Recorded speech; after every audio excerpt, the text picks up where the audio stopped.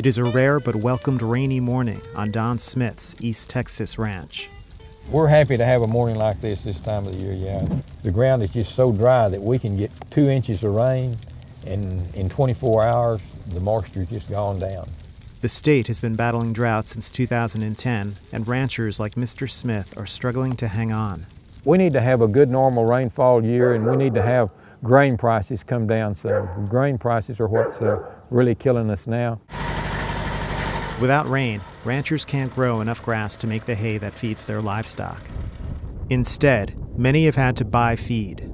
But the ongoing drought in the Midwest has sent hay and grain prices skyrocketing. In 2011, we spent probably 60% more for feed than we spent in 2009.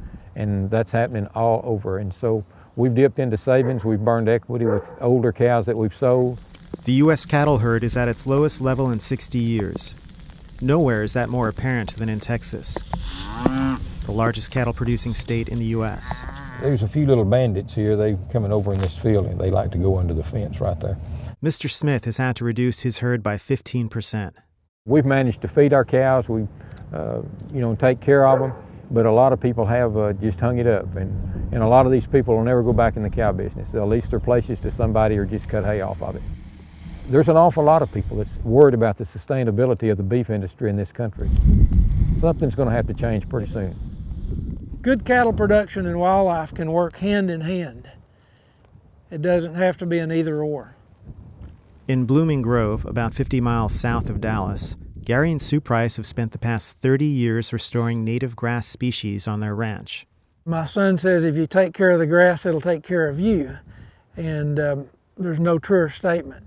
This is pretty good, for in a drought. The Price Ranch is a rarity in the beef industry. They've kept their herd of 200 cows intact. We've been fortunate that we did not have to sell any cattle during the drought, and really with very little feed. Those native grasses, if they're taken care of, will provide a lot of winter feed when in the dormant stage for those cattle.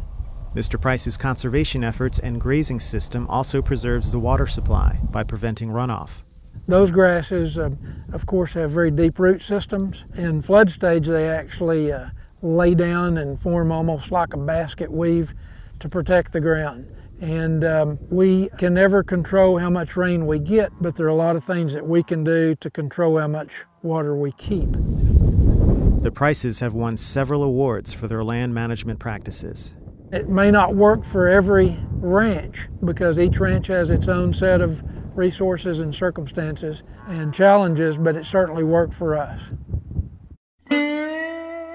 Back in Sulphur Springs, Don Smith is hoping for more rain. If we have another dry year this year, we're going to really have to look at our hold card to see whether or not we want to continue in this business. We've just burned too much equity, and at our age, there's not much opportunity to rebuild equity. You just can't do it.